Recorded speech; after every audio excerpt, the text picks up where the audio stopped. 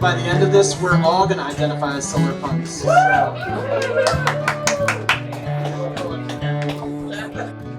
So we're Solarpunk Surf Club. We're an artist collective, and we're not going to go too much into our background. Ask us more about Solarpunk Surf Club later. We've got a lot of cool ideas to share with you. A lot of these are new ideas that we were playing with and kind of experimenting with and presenting for the first time here. So if you hear something that's inspiring or you have a strong disagreement with, come talk to us. And that's good information for us as we continue to develop these ideas, ideally with you all's collaboration. I guess, do you want to just do intros when we get to our sections, or should we do a quick... We can say a quick hello, and I'm also noticing some open chairs around in some of these places, so folks in the back who would like a seat, it looks like we got some room for you. So I'm Nick. I guess we already kind of introduced ourselves a little bit, but I'm Nick. I'm one of the members of the Solarpunk Surf Club.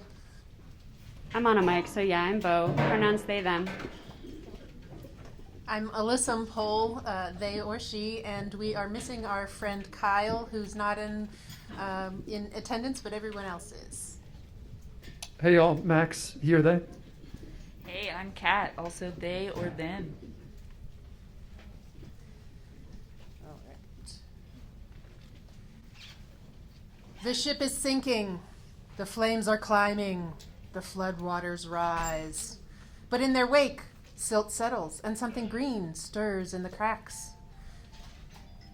We stand in the precipice of collapse, a word that means not just falling apart, but falling together. Latin is collapsus. Like its cousin apocalypse, which means both the destruction of the world and a lifting of the veil or a disclosure of something hidden, collapse is Janus-faced. It is both catastrophic and revelatory, ruin and germination. The same forces burning the planet are exposing its stolen fecundity. The same institutions hoarding wealth are crumbling into compost. And in their shadows, people are already stitching new worlds from the scraps. Because collapse is not an end, it is a threshold. But who decides what grows in the cracks? In this session, we're going to argue that art is central to social ecological transformation, because aesthetics is about more than just beautiful objects. It's about how we perceive and construct the world. I know in our group, we were discussing how do we get to the new world? And I was like, hold that question, because we're going to talk about it. So aesthetics really do shape our reality. Every social movement, whether intentionally or not, operates with an aesthetic. And that shows up as a visual culture, including posters, murals, and symbols. It shows up as sensory atmospheres, chants, assemblies, shared meals. It shows up as narrative frameworks, stories, slogans, speculative futures. And these elements don't just reflect politics, they organize it. Aesthetics determines what feels possible, desirable, or real. Capitalism has its own aesthetic. It's always weaponized aesthetics to remain in control. The ruling class does this through spectacle, which includes distracting, pacifying, or commodifying dissent, protest imagery turned into friendly merch. It does it through alienation, like art stripped from daily life, locked in galleries and priced as assets. And it does it through sensorium or despair. The dystopian media numbs us to collapse. We have grayish, like the millennial gray beige, and urbanism in general deadens our senses. If we don't consciously craft liberatory aesthetics, we inherit what is all around us, capitalism's corrosive ones.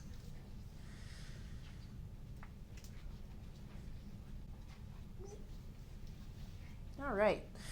Murray Bookchin argued that hierarchy distorts both how we see the world or our sensibility, and what he calls our techniques, which we can think of as tools or our social technologies. In this session, we're going to make the case that social ecological aesthetics can help us organize a free and ecological society by reawakening the senses and remaking techniques. In other words, we can rediscover our interdependencies through art that connects us to land, to labor, to each other, and we can create systems and the tools that harmonize us with nature, empower communities, foster creativity and freedom. So in our experience and our view, aesthetics isn't secondary to politics. It's actually a medium through which politics becomes lived experience.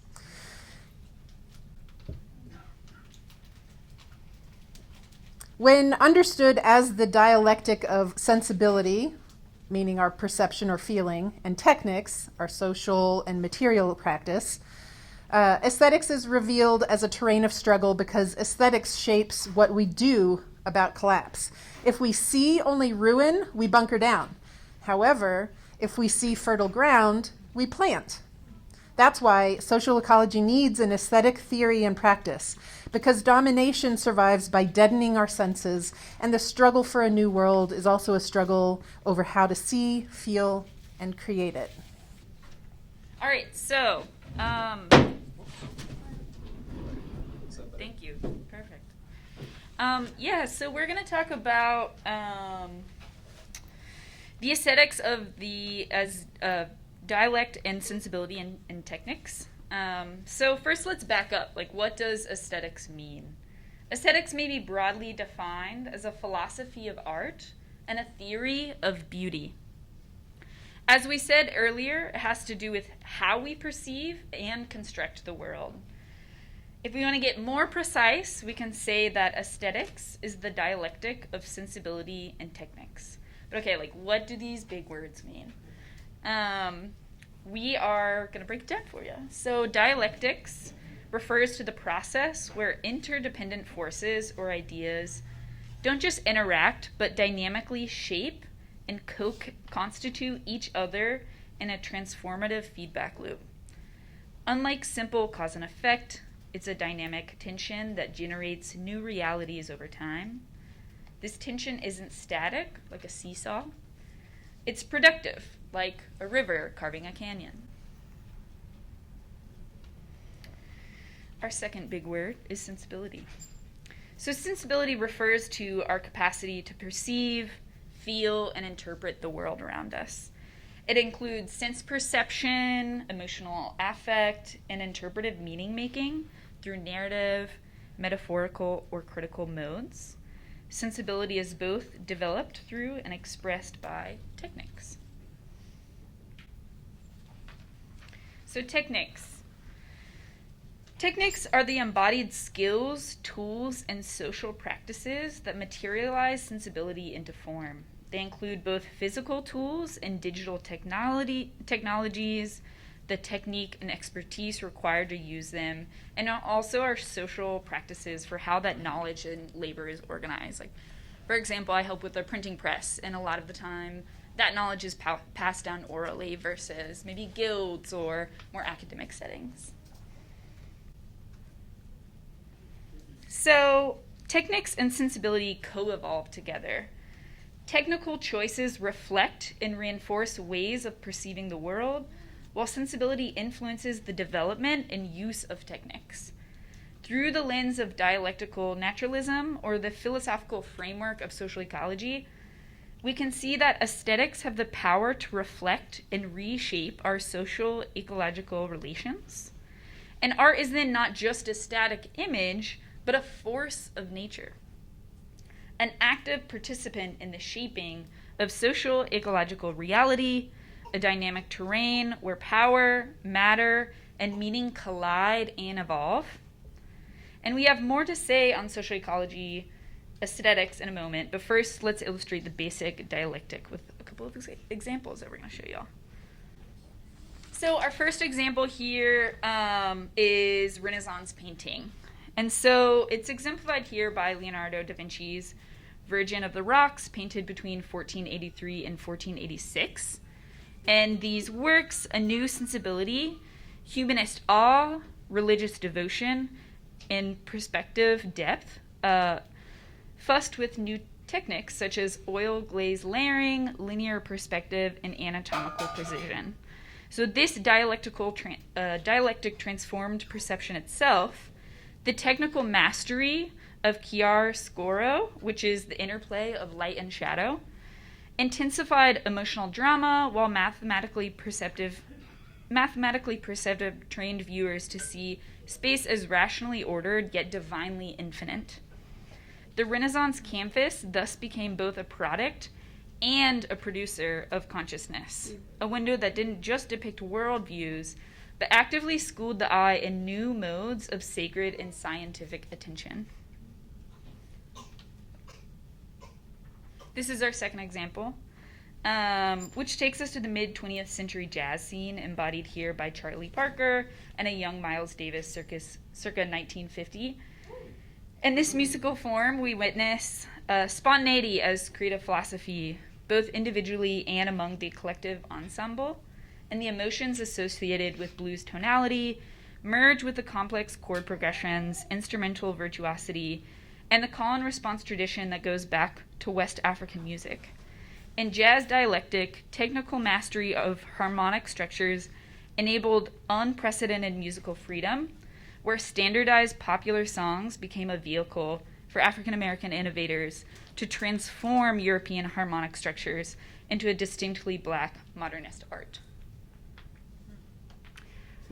Uh-oh.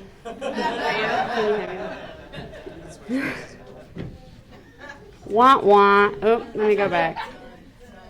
Okay, so now that we're getting a sense of aesthetics in general, we want to particularize it.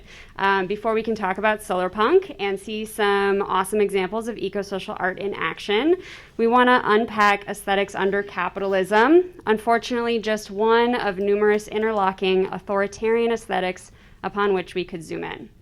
We need to talk about capitalist aesthetics because capitalism is our currently dominant social system predicated on private property, private ownership of the means of production, commodity production, markets, profit maximization, and exploited labor. People and nature be damned. So for one miserable moment, let's put our brains together to describe the visual languages or descriptors of capitalism to try to get a sense of what we're talking about here. So you can think for a moment, what does capitalism look like? What does it sound like? What does it smell like? What does it taste like or feel like? And if you think of anything, feel free to just popcorn it out into the crowd. Sterile. Traffic. Gray. The sound of a straw in a soda cup. I'm hearing sterile, oil, concrete, soda cup. What? Cut down forest. Oh, fuck. Down for it. Roadkill. Strip malls, roadkill. I'm just repeating for Zoom folks. A cut down forest, I heard. Three-chord pop song. A 3-chord pop song. Styrofoam. YouTube ads. YouTube ads. AI. AI. Okay. 3-piece suits. Okay, I think that we have captured capitalism's hideous likeness, so thank you for that. Yeah. We want to point out that these observations, I think, all the ones you just shared, refer both to capitalist sensibilities, or how we're coerced or trained to perceive and interpret life under capitalism, the things that are perpetuating all this, and capitalist techniques, or the material and social practices that shape and reproduce it. So let's take a closer look at both of them. Capitalism doesn't just exploit labor and land. It tries to colonize perception. It trains us to see, feel, and interpret the world in ways that reproduce its logic, even as that logic attempts to destroy us. This is the aesthetic dimension of domination, a systematic warping of sensibility that makes hierarchy feel natural and alternatives unimaginable. More provocatively, we might even say that hierarchy begins in the senses, as capitalist production alienates or separates us from the visceral embodied connections that art and ecology demand. As you all alluded to, the sterile visual language of capitalism, corporate minimalism, cookie-cutter suburbs, glass and steel austerity, erases texture, history, and regional specificity. In the literary magazine N+1, they reported on a 2020 study that used image processing to analyze photographs of consumer objects manufactured between 1800 and the present. And they found that things have become less colorful over time, converging on a spectrum between steel and charcoal, as though consumers want their gadgets to resemble the raw materials of the industries that produce them. The editors go on to say, instead of the imagined color of life under communism, gray has revealed itself to be the actual hue of globalized capital. We can also think about capitalist sensibility as roughly synonymous with the idea of capitalist realism, coined by Mark Fisher, which describes how capitalism annihilates our capacity to imagine its end. The more we're bombarded with apocalyptic imagery like burning forests and drowning cities, the more collapse feels inevitable rather than contingent. Crucially, you don't have to support capitalism to inadvertently reproduce its sensibility. The idea that capitalism is the least bad of all imperfect systems, or even the view that capitalism might be terrible, but we're stuck with it, still reinforces capitalist realism by dismissing alternatives and obscuring the rich history of diverse eco-social arrangements and the possibility of different futures. If capitalist sensibility dulls our ability to imagine alternatives, capitalist techniques, or the materials, tools, systems, and infrastructures of production, enshrine that alienation in steel, concrete, and code. These are not neutral instruments. They are the embodied logic of domination, shaping both our environments and our behaviors. This aligns with Bookchin's critique of authoritarian techniques, or technologies designed to centralize power, automate hierarchy, and sever people from participatory control over their lives. Under capitalism, extraction requires authoritarianism to suppress dissent, enforce privatized ownership, and naturalize exploitation. From fossil fuel grids to algorithmic management, capitalist techniques simultaneously extract value and enforce compliance. Carbon form, a term coined by architect Elisa Iturbe, describes the spatial and architectural paradigm shaped by fossil fuel dependence. Carbon form is not just about energy use, but about how fossil capitalism molds physical space to serve endless expansion. According to Iturbe, the factory and its worker slums were the first full expression of carbon form, spatializing exploitation. Post-World War II sprawl in the form of cul-de-sacs, highways, and malls required cars and oil, privatizing communal life into energy-intensive isolation. Today, carbon form often hides behind so-called green technology, if we've heard of green technology. This is because renewable energy by itself is not enough to escape carbon form. For example, installing solar panels on a suburban home remains carbon form if the panels increase property value, inflating real estate markets. Moreover, if the house remains part of a suburb, it may still displace ecosystems, or it might be part of an HOA that requires policing. In other words, once car-dependent sprawl is built, it locks in energy-intensive, extractive, and authoritarian spatial relations. This means carbon form is relational. It reproduces capitalist hierarchies, even with so-called green modifications. To transcend it, we must rethink not just energy sources, but the socio-spatial order itself to design spaces that resist domination and accumulation. Capitalist techniques don't just extract from land, they extract from our creativity. Digital ownership through NFTs turns art into speculative tokens, divorcing it from community meaning. Elite white cube galleries gatekeep art as a luxury good, excluding vernacular and folk traditions. The ruling class defunctionalizes the social purpose of art, reducing it to its commodity status in the name of profit, state or corporate propaganda, or even downright money laundering, which can be referred to as art washing. Enclosure kills art's organizing potential. Liberatory techniques must reclaim art as a living practice, not a gilded yet dead product. All right, let's bring it on home here in the vicious cycle. Capitalist techniques feed back into capitalist sensibility. Carbon form trains us to see space as property, not commons. Art as commodity teaches us creativity is scarce, not collective.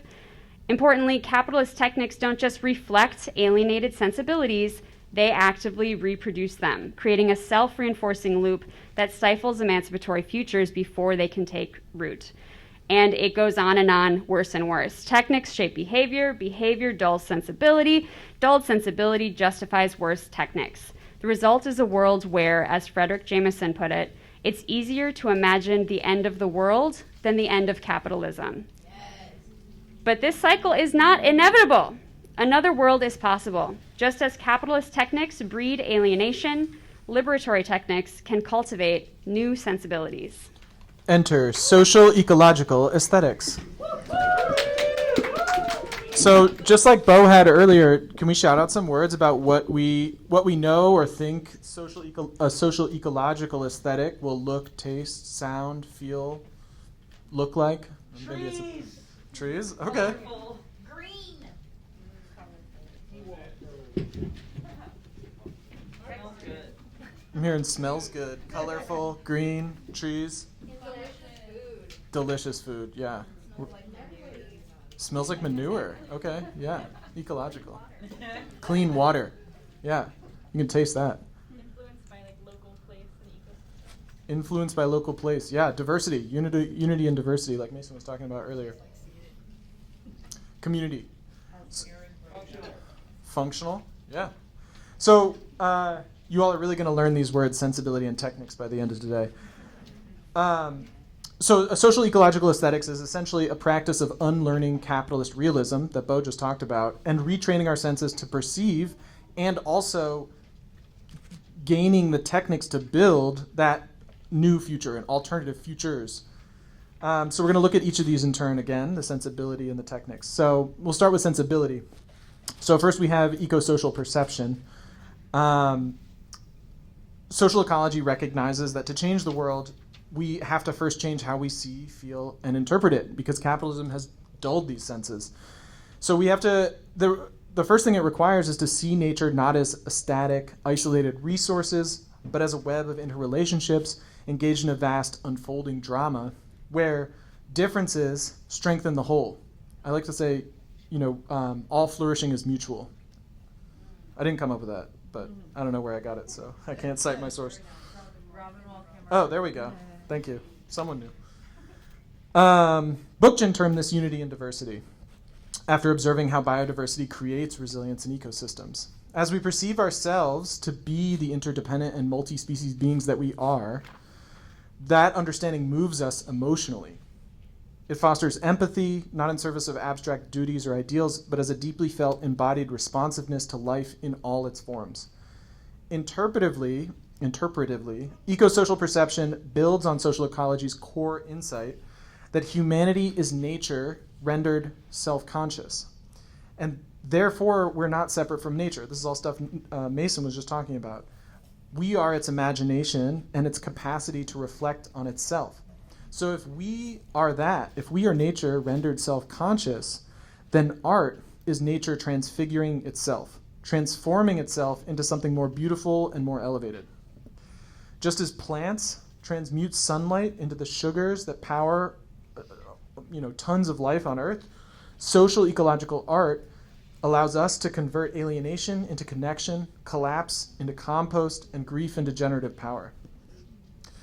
Another aspect of social ecological sensibility involves a kind of, this is the second one up here, utopian realism, a kind of lifting the veil to disrupt and demystify that capitalist sensorium, replacing the myth, this capitalist realist myth that there is no alternative, with the reality that we are surrounded by alternatives, not just in space, but in time, the deepness of human time. And against capitalist realism, we might call this utopian realism, training ourselves to perceive and nurture the latent utopias already growing in capitalism's cracks. So that's sensibility. Now we're going to talk a little bit about techniques. It's not, we're not a bunch of idealists, right? We can't just imagine a new world. We have to actually build it. So it's not enough to just imagine it. We have to, in order to build and in order to materialize these visions, we need liberatory techniques. And as Alyssa and Bo talked about, these are broader than just kind of tools in the most narrow sense, but also systems and creative practices themselves that embody and translate that eco-social sensibility into material form and back. Our techniques must be, above all, ecological in the fullest sense of the term, not a capitalist logic, but an eco-logic. Eco-technics goes beyond merely the sustainable to technologies and practices that actively regenerate what they use to heal what has been harmed by centuries of extraction. We're not just greenwashing brutalist buildings. Biophilic design, for example, calls for buildings, objects, and spaces that don't even just mimic nature, but actively participate in it as living systems. Likewise, so-called planned obsolescence of commodities produced under capitalism gives way to a planned relevance, circular materials and practices that account for long-term generational transfer and adaptive reuse, kind of like Mason's tidal pools that he was talking about earlier. Democratic production is also central to liberatory techniques. Democracy itself is a technique. While capitalist techniques reduce people to passive consumers and spectators, liberatory techniques foster active participation, transforming users into collaborators and co-producers. As Bookchin suggests, think ensembles, not sculptures. These practices reject the enclosure of patents and copyright, the exclusion involved in that, and instead nurture an open culture and a creative commons. The outcome is a shift from that extractive carbon form to regenerative living form, where energy democracy merges with space as a commons, giving rise to architectures of encounter, perhaps like this one, and cultural objects designed for both human and more than human life. So let's pivot from that vicious cycle to a virtuous one. As our name indicates, 2 clicks, but sure. As our name indicates, we see the potential of social ecological aesthetics alive in the solarpunk movement. Solarpunk is an emerging visionary utopian aesthetic that critically engages the reality of capitalist catastrophe while maintaining a radical optimism about humanity's potential for a communal ecological future. Solarpunk conjures visions of beauty and harmony in both formal and social senses, scenes of vibrant neighborhood life, biophilic architecture, and liberatory uses of Jugaad-style technologies. The worlds depicted within broad currents of the solarpunk milieu are utopian, yet realist, post-scarcity, but not post-conflict, and uncompromisingly ecological, without lapsing into primitivism or misanthropy. In other words, solarpunk worlds appear to be holistically articulated visions of social ecology, or what Bookchin called the image of a fecund interaction between humanity's craft and nature's potentialities. An important note, not everything that uses the name solarpunk agrees with all of these points. We are practitioners within the solarpunk milieu. Seeding social ecological ideas within solarpunk is our ongoing contribution and intervention, because to us, solarpunk is more than a genre or style. It is the synthesis of social ecological aesthetics and politics in action, imagining and building post-capitalist worlds where liberatory techniques reproduce eco-social sensibilities, which in turn seed utopian potentialities.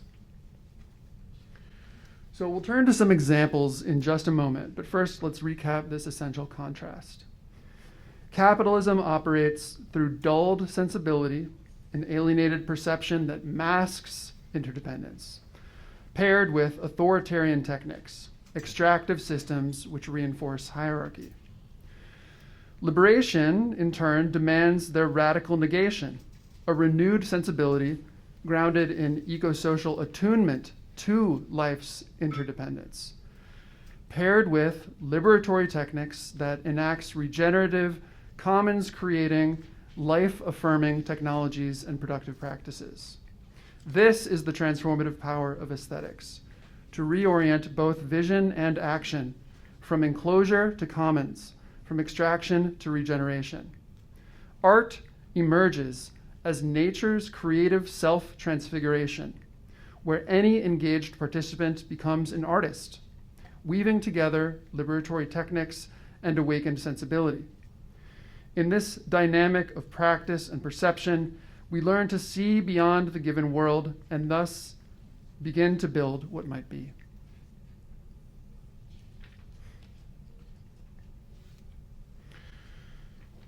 In a recent 10-year reflection on his influential article on the political dimensions of solarpunk, the author Andrew Dana Hudson poses a pivotal question.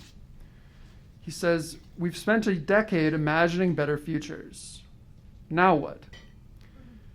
His conclusion cuts to the heart of the movement's next phase.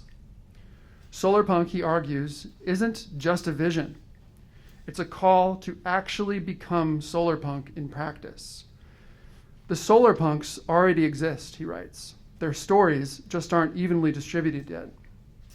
Like cyberpunk, which didn't invent hackers, but inspired generations to become them, solarpunk can and should do the same. It shouldn't just show us a solarpunk world, but show us how to become the solarpunks right now who can build it. He challenges us to ask ourselves, how will you be a solarpunk? How will you be one this year, this month, this week, tomorrow? There's no time to waste. The next decade has already begun.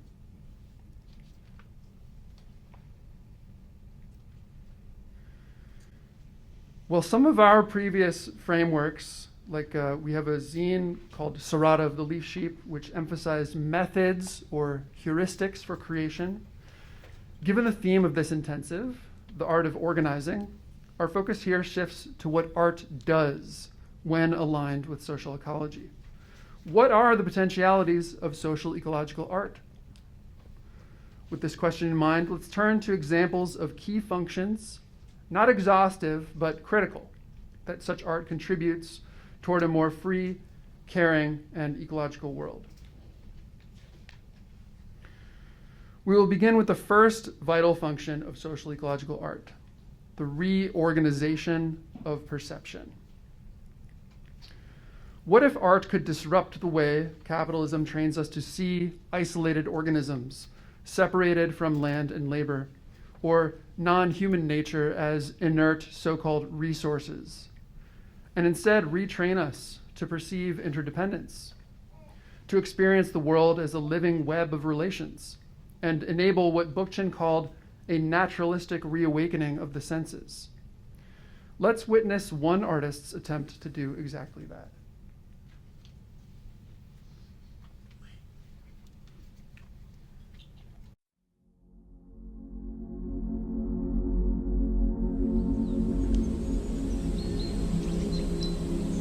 There you are. We have been waiting for you.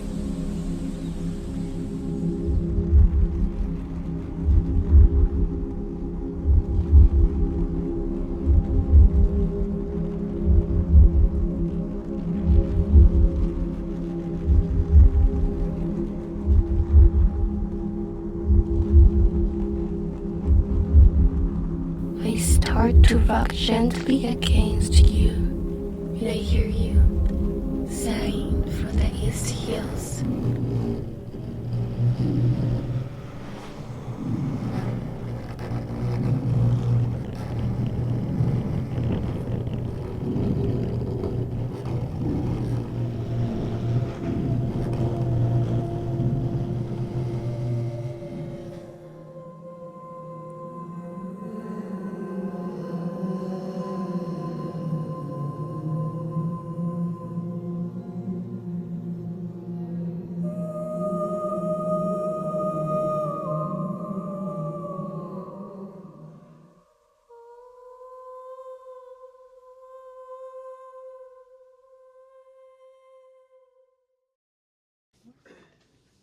Honey Fungus is a speculative VR installation where participants encounter a sentient, queer, mycelial entity guiding them through an entangled ecosystem.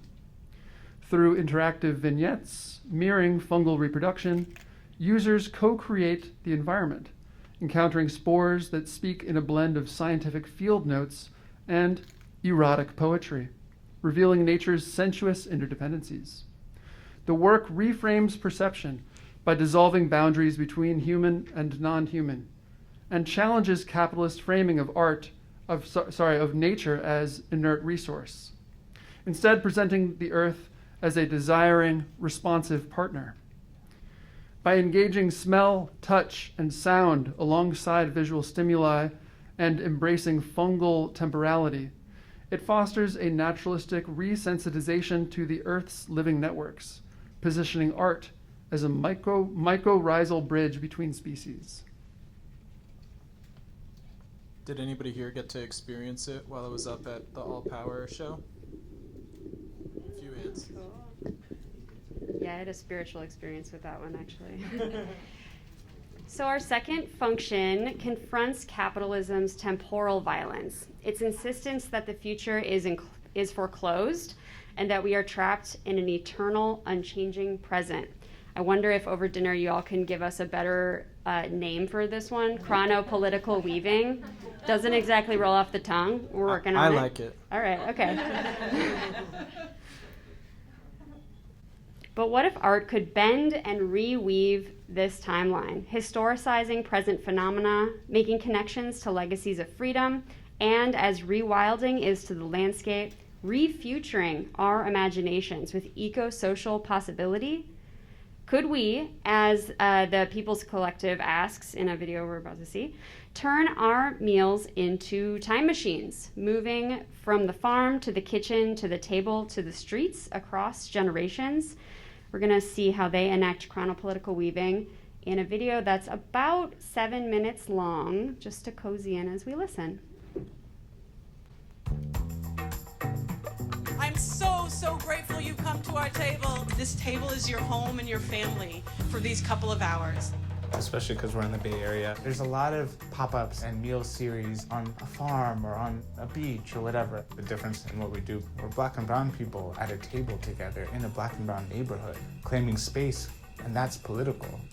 At the same time, we want it to feel like you're at your family's table. We fuse food and art and justice together in honor of the legacy of our ancestors. My grandmother cuts onions with a steak knife. Like a really dull steak knife. We're trying to tap into this generational survival of our peoples. When you were a child, what was it that your parents, caretakers, or elders gave you to help you heal? And we work with dozens of collaborators. Poets, musicians, community organizers, cooks. The people! Thank you very much. This year, we've been working in West Oakland on a 4-part meal series, all with the goal of inspiring action in the world. What we say is we are from the farm to the kitchen, to the table, to the streets. Because for us, every meal does not end at the table. It should carry us out into the streets to feed our resistance. White supremacy, land theft. Between communities of color, there's so much connection to a history of oppression and a system that has something to gain by keeping us apart. The table provides us this opportunity where we can have our cultures and hold space together. These are candy-coated sunflower seeds on a chocolate disc, referring to a craft that was made in an internment camp. It can be hopefully a way to talk about some really difficult and really personal stories. One of the meals that we are creating is in remembrance of Executive Order 9066 that incarcerated Japanese Americans during World War II. Nurseries all during the war. Flora Ninomiya, she was born in Richmond, where her family have been cultivating flowers for over 100 years. She grew up in the internment camps. This is incredible.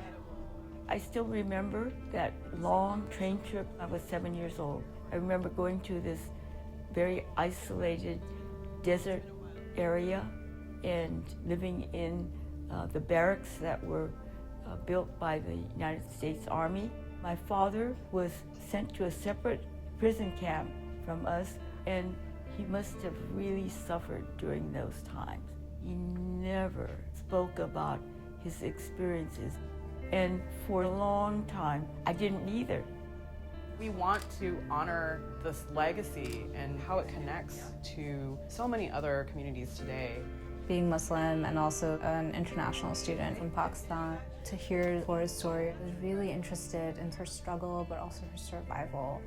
And she is so powerful. So what I'm doing, I picked these camellias from Flora's land, and I am dyeing and embedding these plants into textiles as part of the table setting. So the next course that's coming out is inspired by the crafts that were made in camp. And this meal is so important because it's such a great show of solidarity. And try not to cross. Try not to cross. Yeah, try not to cross. Like that? Yeah, yeah. The Muslim travel ban and the idea that we don't belong here. That's how the Japanese were seen. We're part of the same struggle.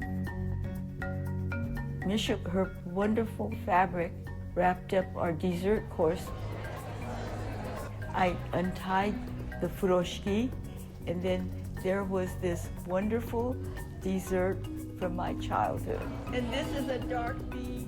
Even though we were focusing on and really giving voice to a Japanese American experience, everybody who came just had respect for each other. The Nikkei resistors are opposed to all forms of social injustice. And the sense that everybody's story was important.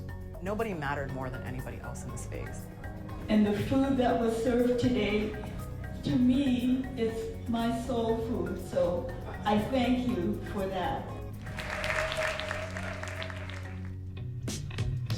Can you raise your hand if you're working as a server, working and taking care of the tables? We have been building to this last meal called Streets, a 500-person meal down a city block. Welcome, everyone. I'd like to invite you to take your seats. This long table is an imprint. The street is a reminder of what we've collectively been creating together in the face of eviction and displacement and gentrification in the neighborhood. We want it to feel like the living room of West Oakland this afternoon. And as we think about what home and public means... Because this land was originally indigenous land. The first taste is a indigenous tea, and the first honor is to the Ohlone people. Generations of young people can grow up empowered to be Ohlone, to be of this land, and know that they're home. And the menu is inspired by the Black Panther Party free breakfast program. Cornbread and collard greens and pulled chicken with a homemade barbecue sauce. Salad with the tamarind dressing. These are recipes of resilience. The strength of our communities is at its heart the meals that we share together. And the Panthers recognize that with the free breakfast program for school children and People's Kitchen Collective. We try to continue that work and that legacy.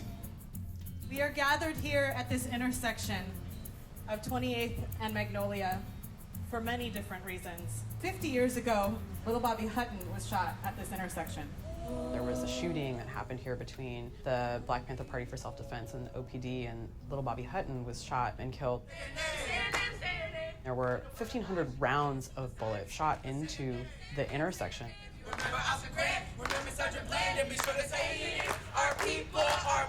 There are no plaques, there are no statues, and that invisibility is something that strikes me so much. When there are no monuments here, we hold that memory. We eat to hold that memory. We cook to continue that memory. Every meal, we want you to be fed and your mind to be nourished. We want you to be moved out into a place where you're publicly advocating for the issues that matter. So we're asking everyone, hold a poster way up high. The remedies are in our kitchens. And now we dance.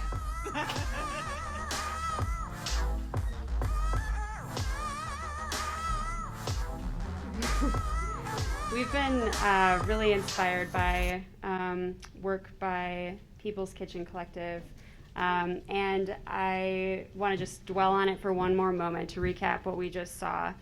From the farm to the kitchen to the table to the streets was a year-long public art project that transformed food into a medium for storytelling, resistance, and community building. By hosting meals and gatherings across farms, kitchens, tables, and streets, the group centered the voices of people of color whose histories are in many ways marked by displacement, labor exploitation, and food apartheid. The project functions, we think, as chronopolitical weaving, a word that we're going to talk about later, stitching together past, present, and future.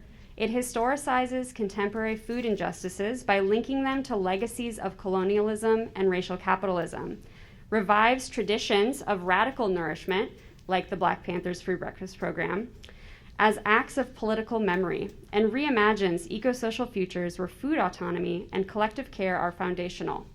The phrase "to the streets" signals a spillover of this imagination into direct action, merging art with movement building, turning the act of eating together into a liberatory practice that bridges art, organizing, and ancestral wisdom. All right, now we're going to talk, we have a few more examples, and then we're going to turn the lights on, and we're all going to play and actually practice some of the things we're talking about. So art as worlding. Our third function challenges capitalism's monopoly on imagination, its insistence that there is no alternative. But what if art could build tangible portals to other worlds, not as escapism, but as training grounds, where we physically rehearse liberated futures?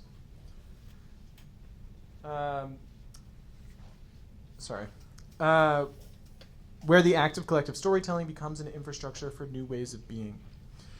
We're going to enter one such portal, a tabletop role-playing game that some of you have heard about called Solarpunk Futures, made by us, Solarpunk Surf Club,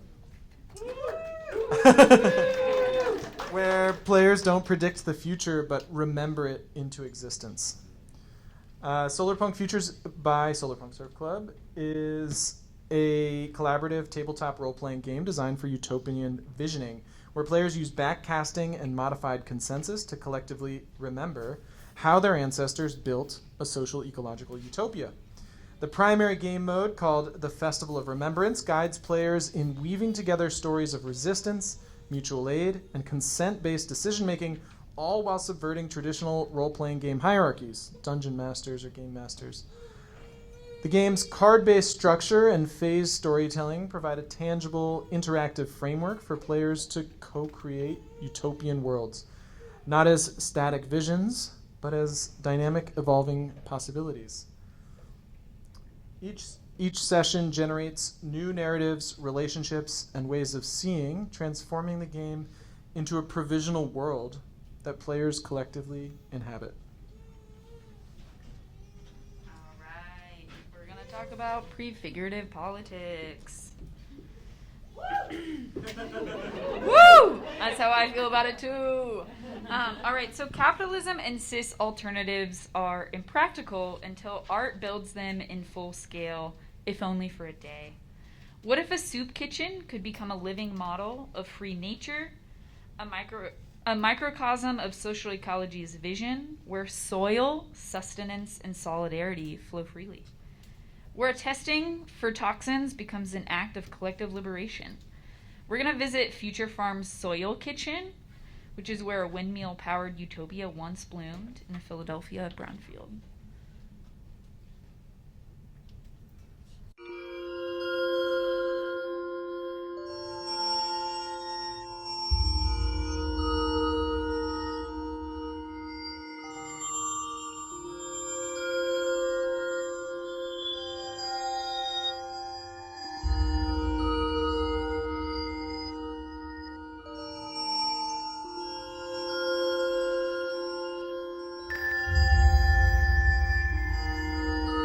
I think urban farming is particularly vibrant because it's so visible.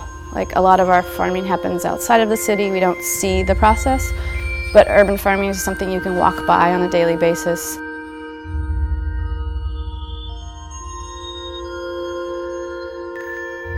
There's a famous chapter in Don Quixote where he sees these windmills in the distance and he thinks they're giants. He attacks them and he gets beaten up. And sort of the backstory of that is that this was during the time of the coming of the Industrial Revolution, and Don Quixote was apprehensive of that future and fearful and wanted to bring it down. So thinking about that within the context of Philadelphia being this very industrial city, now in the midst of a post-industrial state. For us, this became the perfect symbol. None of us really knew how to build a windmill or had ever demolished inside of an abandoned building. So we worked with an architect and a group of builders to get this whole thing realized.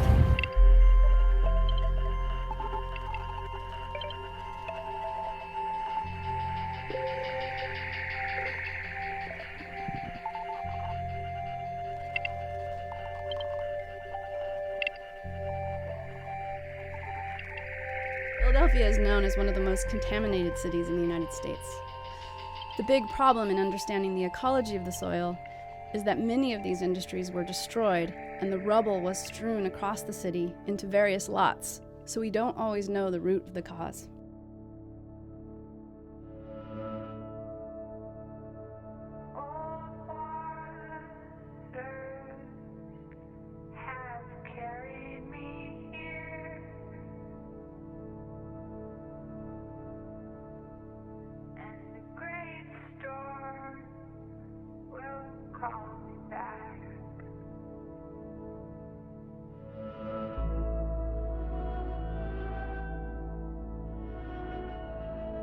Future Farmers wanted to create a framework where people can bring in soil to get sampled and then also enjoy a bowl of soup.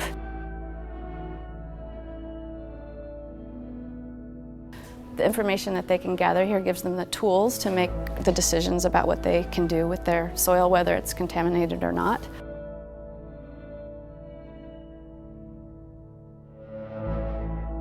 This is all the soil that's come in from the first 2 days.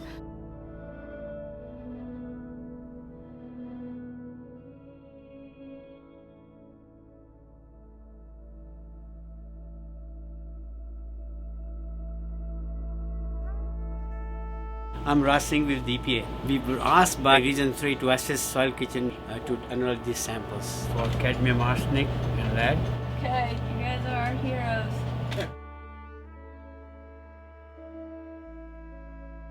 First soil kitchen results for sample 1-0X came back with no detected arsenic, no detected cadmium, and 130 parts per million lead, which is very low.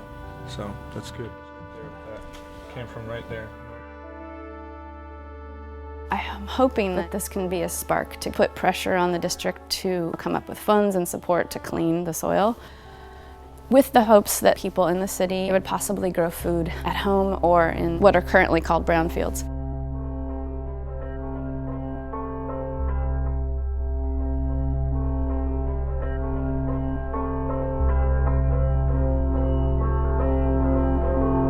There's a lot of different types of properties that are actually brownfields.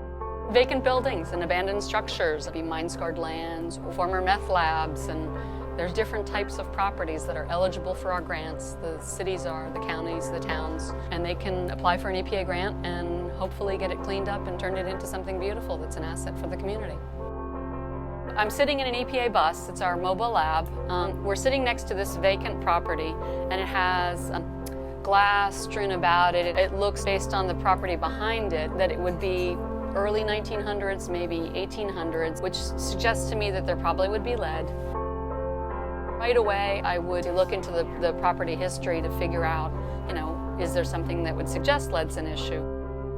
Contamination is a huge issue, but we have solutions. We can build our own soil, we can raise beds, there's phytoremediation, there's mycoremediation. We all have to be farming, we all have to be planting, and we have to organize.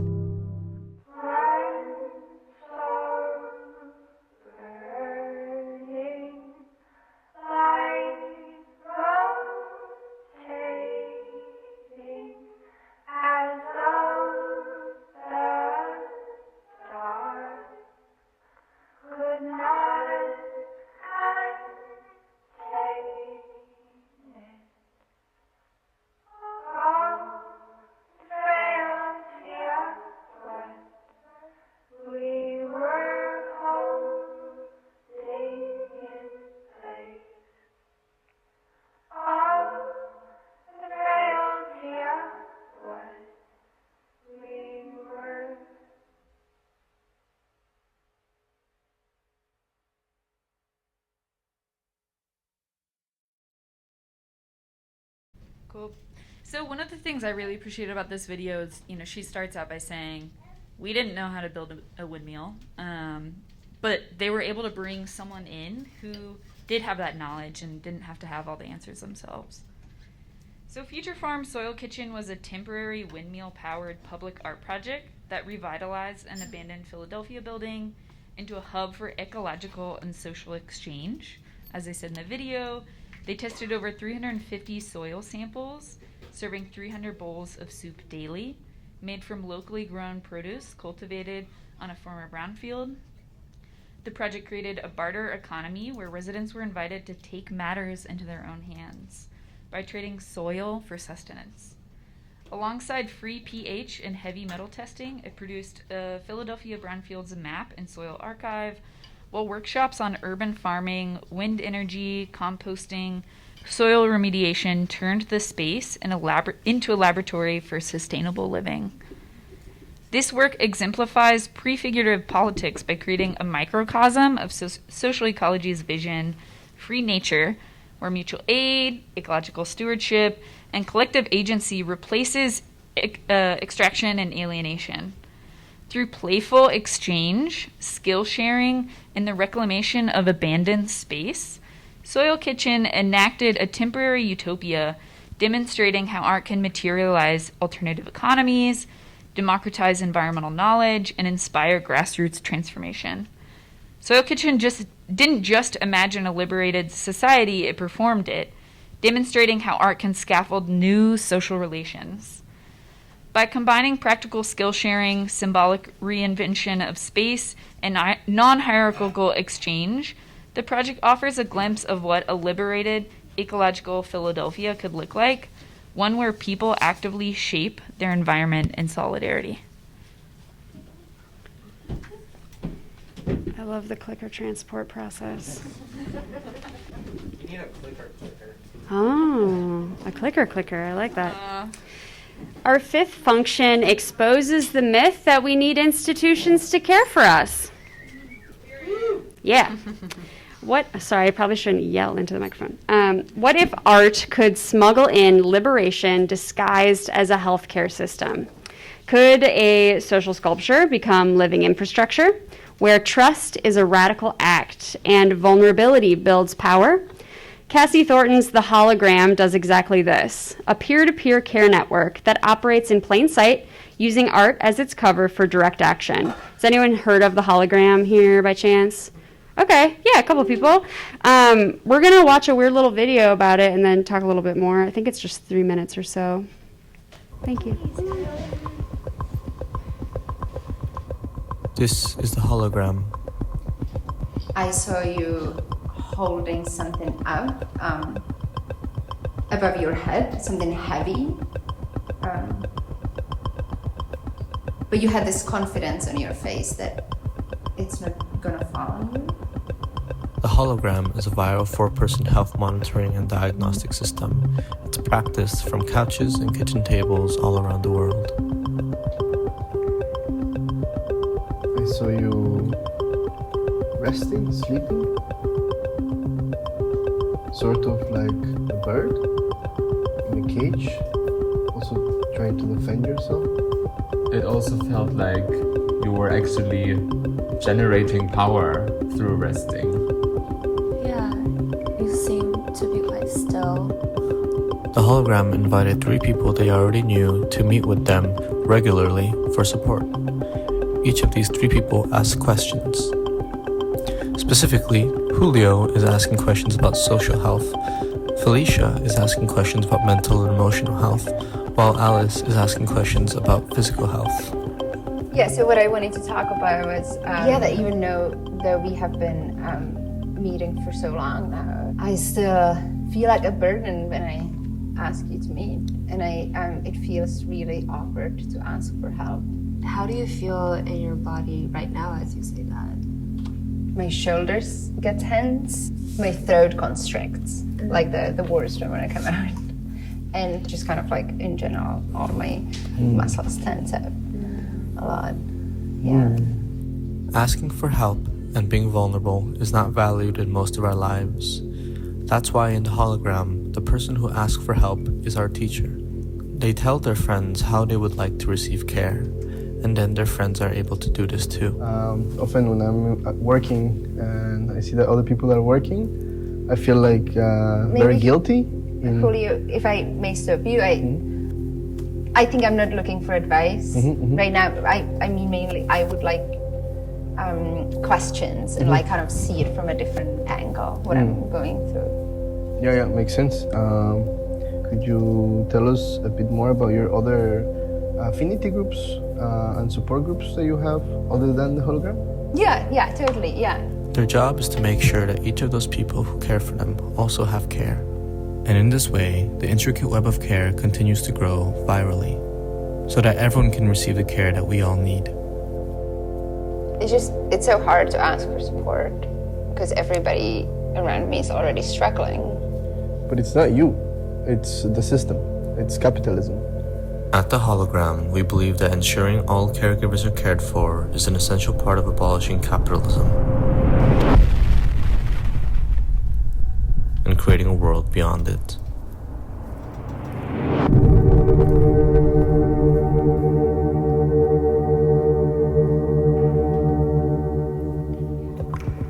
Is not already making this clear. This is an open source, peer-to-peer care network that operates as both radical art and autonomous infrastructure. You may have figured out it's structured in groups of 4. One person is the hologram and 3 caregivers are the triangle. The project formalizes a model of decentralized collective care to subvert for-profit healthcare hierarchies. And I think that folks who I've talked with who've engaged with the project have a lot of questions about how this engages with for-profit healthcare hierarchies and how we actually care for one another. Let me see if I can pause this without ruining the whole presentation. Nope. Okay, we'll just stay on that slide for a second.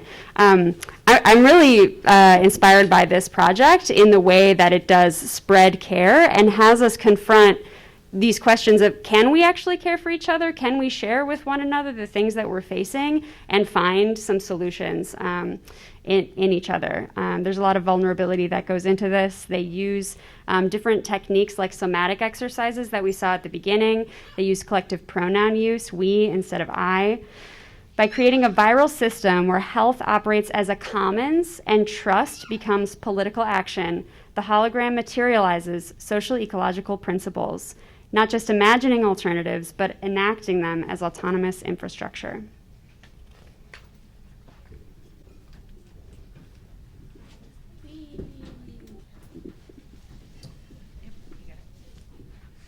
All right, our final function is going to be confronting the oldest wound that is a myth, which is that human is separate from nature, as we were talking about earlier today. So what if art could suture this rupture, not with nostalgia, but with active, scientific, communal repair?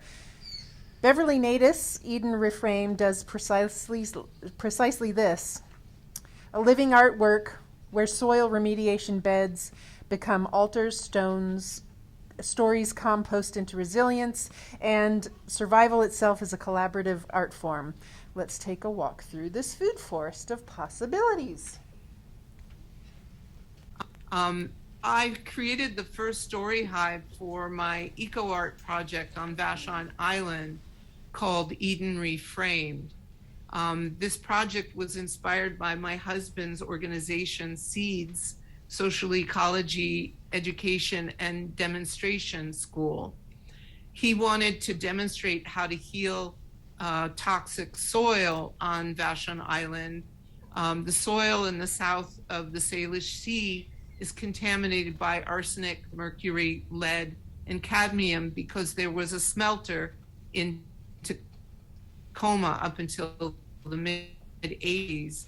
And the smelter plume particulate that contaminated soil all over the South Puget Sound.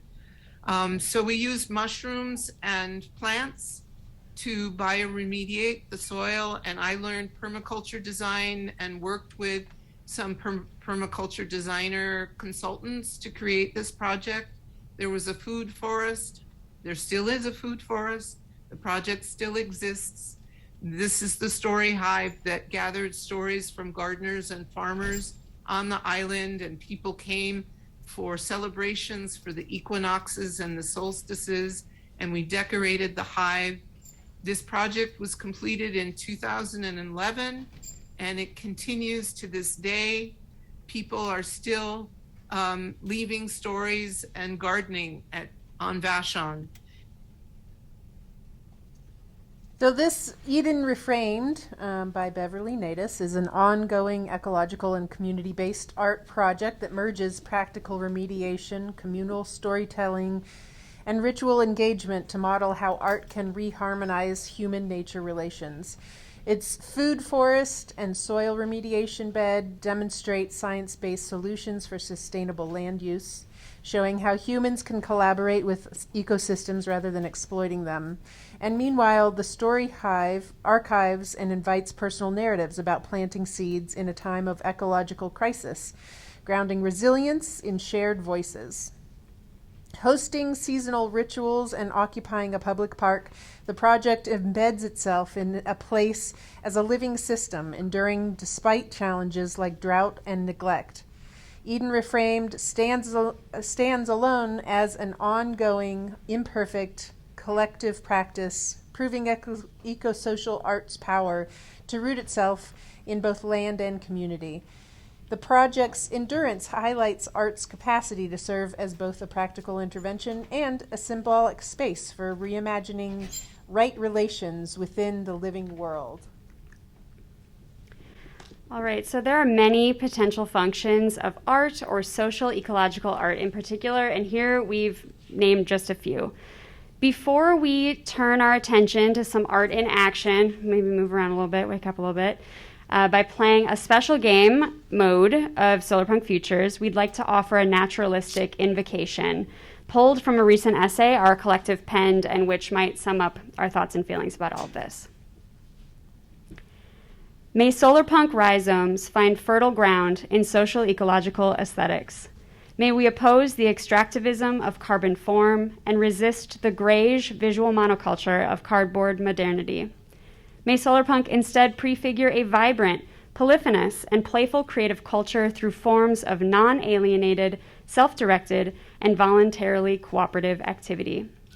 May our caring labors build autonomous infrastructures which are communal and directly democratic. May Solarpunks practice iterative, frugal, ecological, and unconventional bricolage, making the most of available materials in order to directly address needs. May we nurture the creative commons by openly sharing ideas, strategies, emotions, techniques, and materials. May Solarpunks make the radically new look and feel familiar, intuitive, and plausible. May we erase the imaginary lines that limit free movement and instead welcome newcomers and returning friends alike through sensitive methodologies of emplacement. May Solarpunks root our work in real places with real peoples. May we identify and comprehend the impermanence of forms while acting across generations. Acute crises have demanded such adaptability and revealed our mutual capacity for care. Climate catastrophe has asked us to redesign again and again our material infrastructure where it has been devastated by hurricanes, ice storms, fires, and water pollution. We've witnessed the violence and negligence of the capitalist state, which proves willing to exacerbate such crises by building prisons on flattened mountaintops, or at least trying, and toxic pipelines through fresh waters. Despite these assaults on our hometowns and hollers, Solarpunk rhizomes sprout through the rubble in abundant configurations of mutual aid and spontaneous social innovation.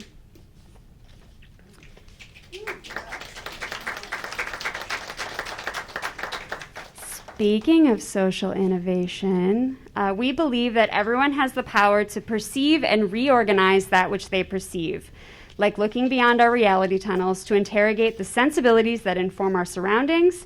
Looking and acting and imagining takes practice and rough drafts, and that's what we're going to do right now with a new game mode of Solarpunk Futures, or not so new, but new to facilitate with you all. It does have multiple game modes, this Solarpunk Futures game, and how many of you have played Festival of Remembrance within Solarpunk Futures, maybe at the ISC intensive? Okay, some people, great. So having different game modes in a game means that within the game box, could you hold up this little game box down here? There are different ways of using the materials. We talked a little bit about this Festival of Remembrance, where players use storytelling to collectively remember their ancestors who utilized tools and values to overcome challenges. As a collective, we've had the joy of facilitating that game mode, the Festival of Remembrance, at a gathering in Chiapas, Mexico, a forest defense in Lützerath, Germany, the ISC Detroit Intensive, and in many other places with students, activists, and organizers. And through a lot of these different game sessions, folks have shared with us how they imagine applying these imaginary stories in their lives right now. So we figured today we'd just jump right into that part of things. And so we're going to use the deck sort of like an oracle deck. If anyone's ever pulled cards in an oracle deck or read tarot, maybe this is going to be a little bit like that. So the way we're going to have this work today for Technique 759 of the Free Earth Archive, IRL, RFN, in real life, right fucking now. We're going to generate ideas for facing challenges right now. So here's how this is going to work. In a moment, when I'm done explaining these directions, y'all are going to find some people to have a little conversation with, play a little game with. It could be the people right around you, could be people who you organize with, could be strangers. But within a little crew of folks, I want you to identify a challenge that y'all are facing right now. And what would be really helpful when you gather in these groups is to identify a challenge that is more specific than the big isms. So racism and sexism are obviously problems, but let's be more specific than that. For example, a group might identify mass incarceration, ICE kidnappings, or even obstetric violence perpetuated by medical authority. The level of specificity will allow for some specificity in our responses. Once you've identified a challenge that you want to talk about as a group, maybe spend a few moments just articulating how you understand that challenge, just to make sure y'all are on the same page. So who are the enemies? What's the problem? Just take a few moments with that. It might seem really obvious, but it doesn't hurt to make sure we're all talking about the same thing. And through this process, as you might imagine, we need to prioritize consent. And in this situation, that basically means that everyone agrees to talk about this topic together today. It's feeling safe to talk about. Not that we should never talk about these things, but everyone in the group is game for discussing that challenge, which may be intimate for some of us. So as we move through handing out packs of cards to y'all, here's some things you need to know about this game. We are down to like 5 full packs of Solarpunk Futures. They've all been distributed out in the world, which is awesome. But that means that any cards that we send out with you all, pretty please bring them back this direction. We have about, 5 fully boxed games that we'll send out with you to use. And then we have a handful of little mini stacks of just a couple of cards from a special game deck that the crew made for an event. And so we're going to hand out all those cards, and here's what you're going to do. You might first draw a values card. And what does a values card look like, Max? It's got the Solarpunk sun gear on the back. And this value card might sort of guide you as a sensibility on your journey. Then you might start drawing tool cards. And as you're drawing cards, if you start to think of solutions to this problem, big or small, serious or playful, go ahead and start voicing them as a group. This is a free form, no rules kind of seeing what gets drummed up from the cards. So after we've drawn a values card and we've started drawing some tool cards and we've read what's on the tool cards and we've started drumming up ideas, you might just have a lot of ideas flowing, keep the conversation going. If you need a little extra help, pull an ancestor card. And an ancestor card has the head symbol on the back of it. And these are kind of like roles. So you might think about the different roles that folks might play in addressing this challenge. And after you all have identified, 10 ideas, 20 if you're overachievers, slow back down and take it back into the space of, okay, what can I actually do with these ideas? How can I put some of these ideas into action? What one small thing could you do in real life to contribute to addressing this challenge based on what's drummed up from these cards? And which of these actions would give you pleasure to pursue if you believed you would not fail?